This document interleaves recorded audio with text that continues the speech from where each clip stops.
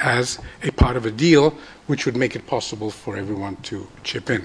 I will come to your point about the pricing of energy in a minute, but it has to be seen in a bigger, more global context. Supposing we were to say that the South can, in fact, contribute in many ways to a lower carbon future, then it would be possible for us to come, not necessarily to Cancun, which is very soon, but to future COPs with a bargaining position that makes sense, that allows us to be able to give and take a certain amount in order to come to an agreement of the kind that we've just witnessed in Nagoya in the field of biodiversity.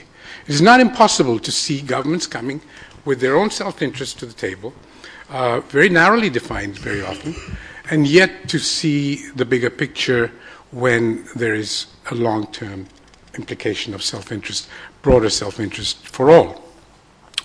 And I believe that the Biodiversity Convention, the COP10 recently, 2 weeks ago, in Nagoya, has shown a way forward for international negotiations to go beyond national sovereignty and national self-interest narrowly defined. And I'm sure that this is going to have an impact on the way we do things. But it will have an impact if the South does come to the table with some offerings.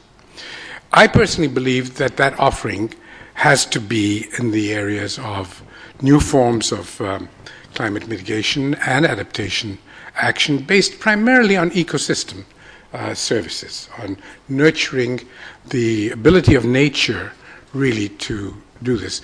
Now, to some extent, we talk about that in RED and in forestation and sequestration by forests, but there's a lot more to it than that. There's wetlands, there's algae, there's varieties of ways in which sequestering carbon in the soil, in the plants, and in the bigger ecosystem can take place. And the organization I chair, IUCN, has done a great deal of work in this, and we certainly have already good glimpses of possibilities, and there's a lot more to be done.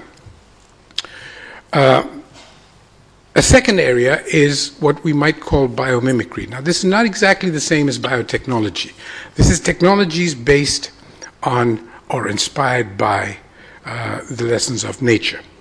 There are many, many such technologies, and in fact, this is a book I have just released around the world, the latest report to the Club of Rome, called The Blue Economy. Now, in this book, we have 100 technologies entirely from inspired by nature, in which there are many ways in which virtually zero cost, zero heavy-duty disruption of natural ecosystems can produce many of the things we need: energy, water, construction materials, and a variety of other health-related and medical-related products and services. I think biomimicry, which we've now in this book documented, not just 100 innovations, but each innovation capable of generating literally millions of jobs in the areas of regenerating degenerated lands, degraded lands, creating electricity using natural mathematical simple principles. India, for example, has several million electrical pylons. Now, instead of putting up windmills and wind generators, it is possible to use those pylons as major sources of electricity by simply adding a little construct inside each pylon. There are ways in which construction can be made much less material intensive by using natural technologies. After all, there are hundreds of organisms like mollusks, like major shell-based organisms that we can learn how to develop these things. I think the biggest contribution we can make to reducing carbon emissions, say, with a time horizon of 30, 40 years, is in the area of population. We can go to the table at Cancun and say that if we are able to use carbon offset money to improve the lives of people to empower women, to educate girls. It is possible to imagine a world in the year 2050 with 1.5 billion people fewer than the current projections, simply by making it possible for people to live with a better hope of the future, having smaller families, and making it possible for us to offset that carbon which would have been emitted for each one of the people whose birth can be avoided. So there are many ways in which technologies, lifestyle changes, population, demographic changes can actually lead to a better life for everyone and decouple the growth of our economies from the use of fossil fuels, from the use of large-scale materials. Incidentally, it is becoming more and more apparent that while one major crisis, the headline crisis, may be climate change, loss of species, loss of habitats, loss of biodiversity is probably going to get us before climate does. The use of materials, Dr. N.K. Singh was talking about Bihar. We did a calculation on the amount of material needed to make bricks for all the houses that need to be built for the homeless in Bihar, and there will be very little left over for agriculture if that's done. So we have to find new ways to do these things, and the South can contribute a great deal in terms of not only innovative solutions, but different ways of solving our day-to-day livelihood problems. This means more investment in research and in innovation, and it means a very different approach to adopting our solutions. Whether it's energy or it's water or it's materials, it seems to me that India, for exactly the reasons that Dr. Singh was talking about a minute ago, has an advantage. We don't have investments in a dead-end path, and it's possible for us to regenerate a whole new way of thinking. Energy and renewable energy appears to be expensive, and it is expensive until the economies of scale kick in. The issue of subsidies is another matter, because my general impression with subsidies is that they get hijacked for the wrong purposes by the wrong people. And that's another issue. But it is possible to imagine using very targeted, very time-bound subsidies to essentially simulate an economy in which renewables become more competitive. In the long run, we have no choice but to go renewable.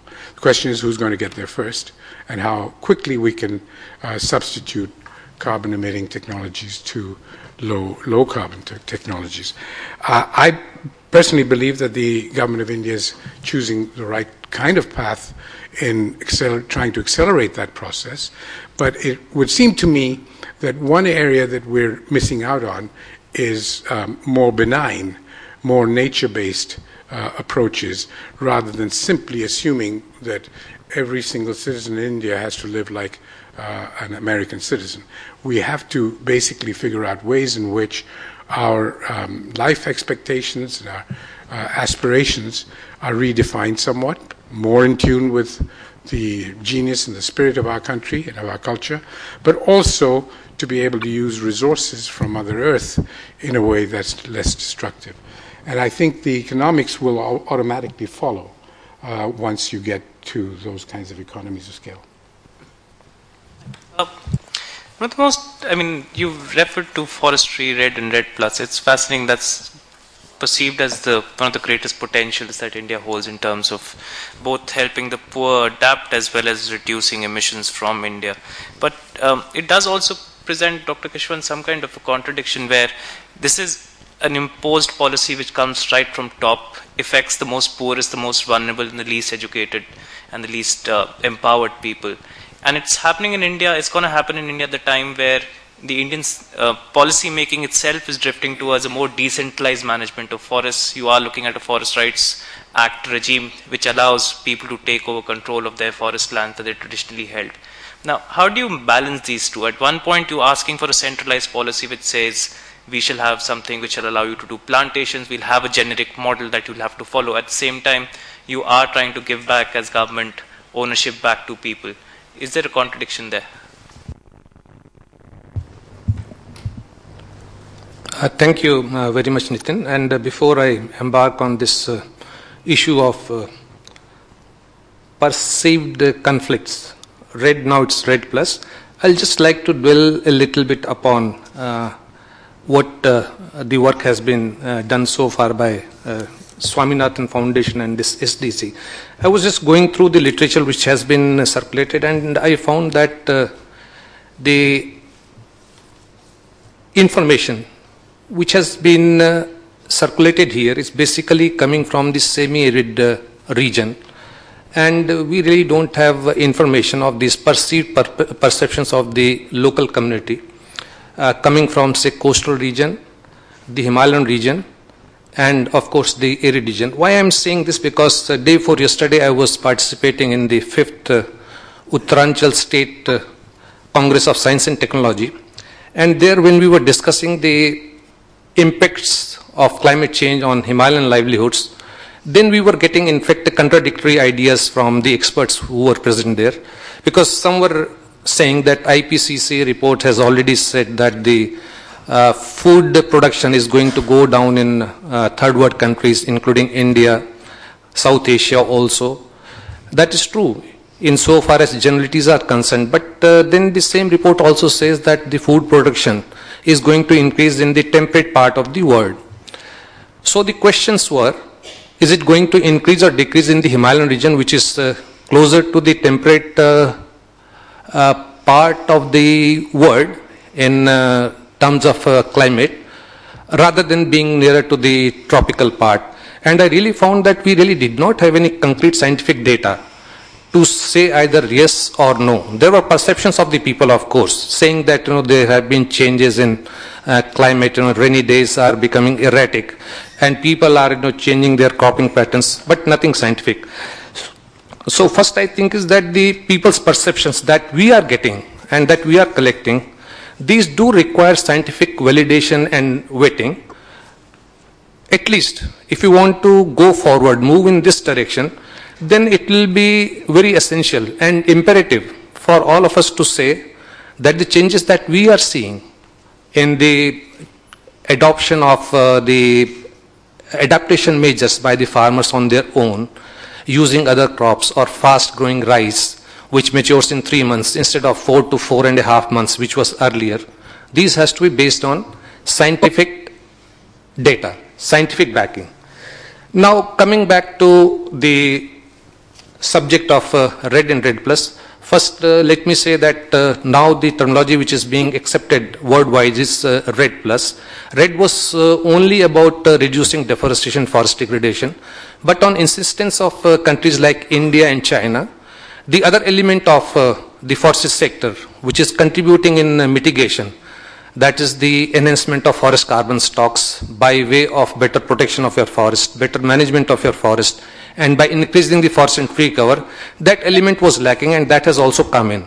So this makes red plus now a comprehensive concept. Now as Nitin has very clearly said that there are certain apprehensions also when we speak of red plus. Are the local communities really going to get advantage out of this, or they are going to suffer? And there are apprehensions. Now some of these apprehensions are that is there going to be involvement of private companies and private sector in this? Of course, the government has been saying that no, it's not there. The present policy also states that there is not going to be any involvement of private companies and private sector in so far as afforestation and deforestation of forest lands is concerned. But we have to re-endorse, the government needs to re-endorse this policy statement that there is not going to be any private sector involvement in so far as red plus actions or incentives are concerned. The government also needs to say a policy statement that whatever incentives will come either nationally at the national level or from the international agencies or the international community, all these will go to the local communities. That should be a very clear policy statement from the government if we really want that the local communities should be participating in this Red Plus initiative. And also at the same time, we should be also reasserting that there is really not going to be any drastic change in the present system of management inside the forest or outside the forest as far as tree cropping is concerned. That is also important because many people become apprehensive that in case this RED plus money comes in, maybe government is going to lock in all the forests for this carbon money. And where from then we are going to get our goods and services, especially the local community. Now let me also state very clearly here that whatever incentives will or are likely to flow from RED plus, this is going to be only an additional bonus. It really cannot be the mainstay for the local community. And this is going to be in addition to the goods and services, the ecosystem services, as my friend Dr. Khosla has already said, which the people are already getting. They have to be reassured that there is not going to be any cut in the quantum and quality of ecosystem goods and services which they are getting from the forest at present. And of course, and in case, if the RED plus comes in, they are going to get additional financial incentives also, if at all, these are going to be there. That reassurance is a must from the government side. Now, there are many ways of ensuring to realize this potential of mitigation which the forestry sector offers. And as has been rightly pointed out by Dr. Khosla, that there are other sectors also. For example, people are thinking of soil carbon management in agriculture sector. Even that can lead to the mitigation measures, capturing more carbon in the agriculture soils. And then it's also true that if we start replacing by and by the cement and steel, not in totality, by lumber, even that is going to save carbon dioxide emissions, CO2 emissions, carbon emissions. It is estimated that if you replace 1 cubic meter of this cement and concrete and steel with the equal quantum of wood, you save 2 tons of CO2 emissions. Same is the case with the furniture which is made of steel and plastic. If you save 1 cubic meter, you again save 2 tons of CO2 emissions. Those things are there, but the policy has to be there, that how do we move in that direction? That has to come from the government and in very clear terms. I will not take much time, I will just, yeah. My friend Dr. Khosla also said that we have to, come out with some kind of commitments. I really am not kind of competent and authorized to say anything in this behalf. But I do remember that there was a statement from the government of India when it said that, it does, agree voluntarily to reduce its emission intensity by 20 to 25% by 2020. And I do believe that the government is working on that assurance which it has already given. And forestry sector is going to be one of the important sectors in that. And some permutations and combinations have already been made, and with the right kind of investment, right kind of policy input, it is estimated that the forestry sector alone can make a contribution of reducing the emissions by, say, 5%. That is also there. Of course, it will have to be coupled with actions in other sectors also. So with that, I will stop here for the time being, and I would just end by saying that forestry sector, if the right kind of policy input is there, right kind of investment is there, it provides a win-win situation for the local communities as well as for the government and for all the stakeholders. Thank you. Thank you, Dr. Keshwan. Saying something, it's referring to just looking at my notes that when Mr. N.K. Singh was talking about locking in investments in the long term, and we do have the opportunity that much of our infrastructure investments are going to be made in the long run. Just thinking, the Indian government is now looking at making a large chunk of investments in agriculture in what it calls the second green revolution, in going into the dryland areas. Is there a threat that you're now looking at replicating what happened in Punjab, Haryana and elsewhere in these areas? Are we locking in our investments in something which is not going to be climate resilient if we go the way we're going right now?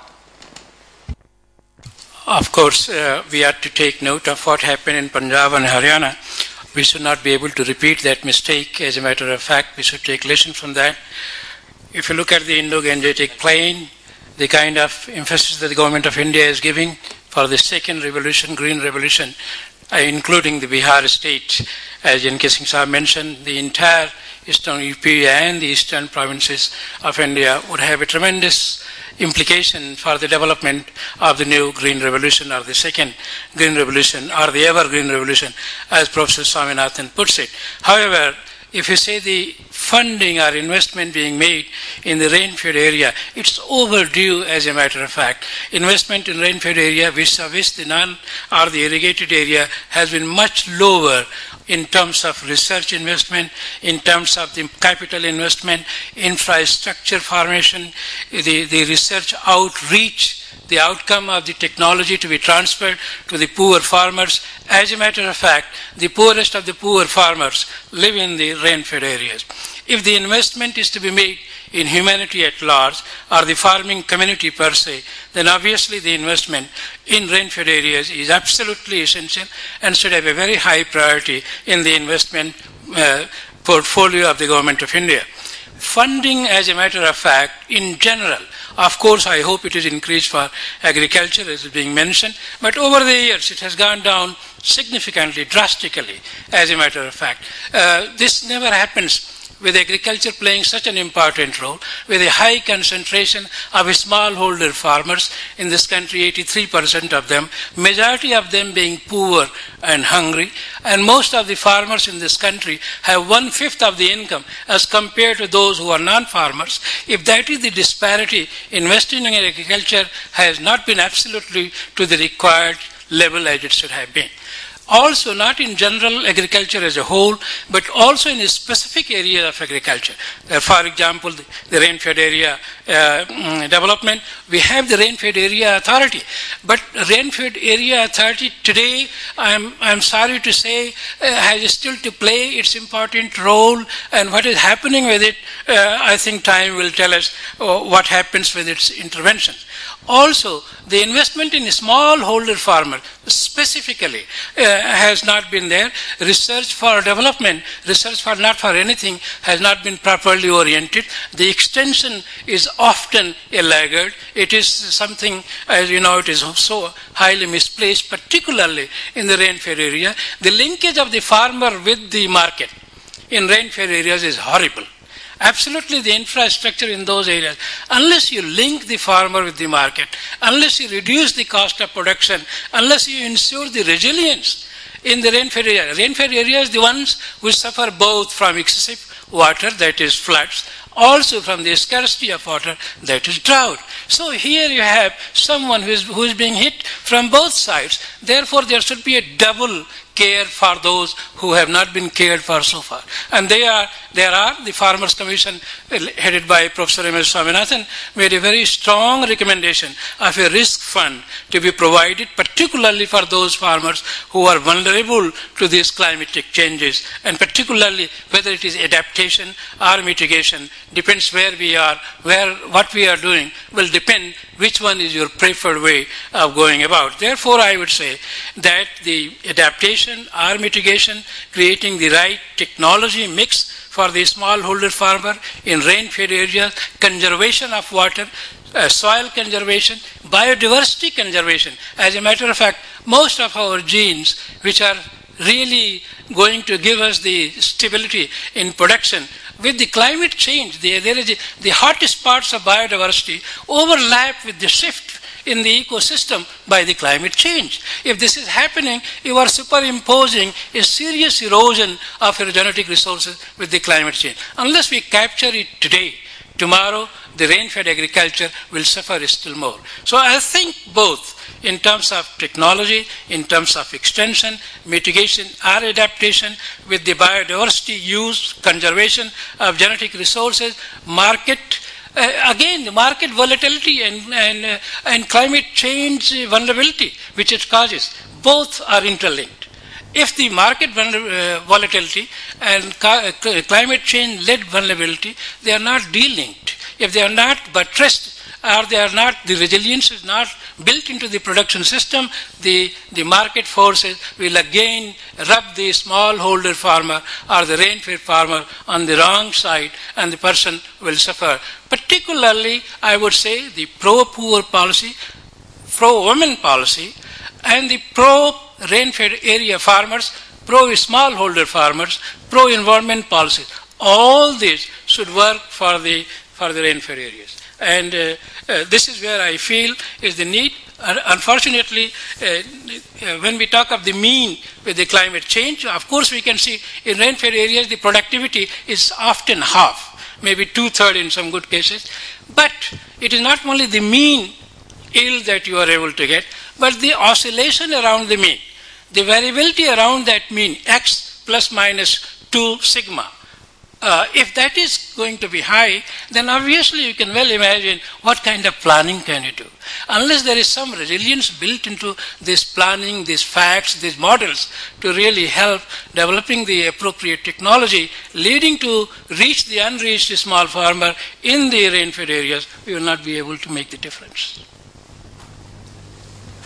Thank you so much.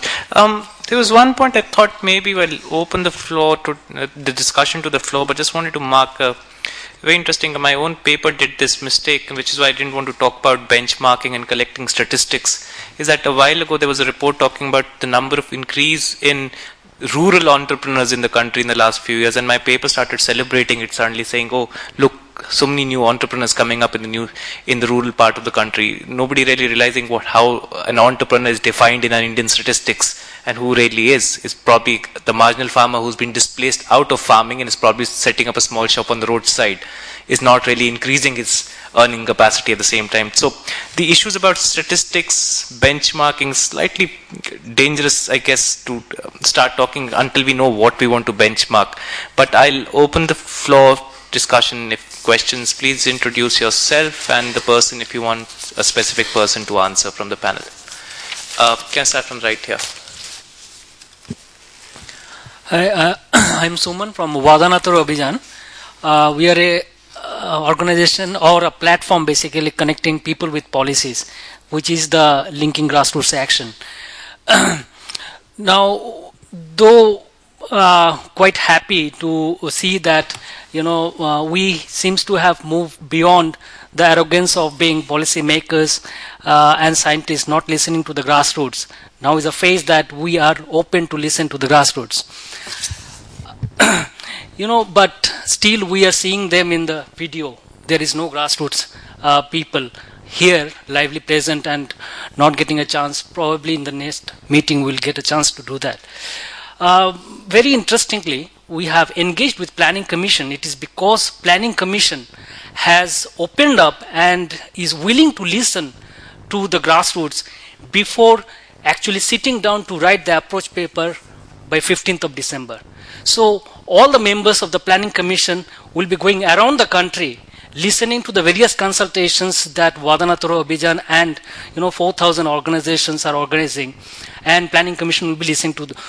But the message from the Planning Commission is that there is a more structured way of engaging with the grassroots. I was just talking to Mr. Gopal. Sorry, can I just request, if you have a specific question for the panel, it'll be nice. Yes, more fundamental of this, I feel, is that government is still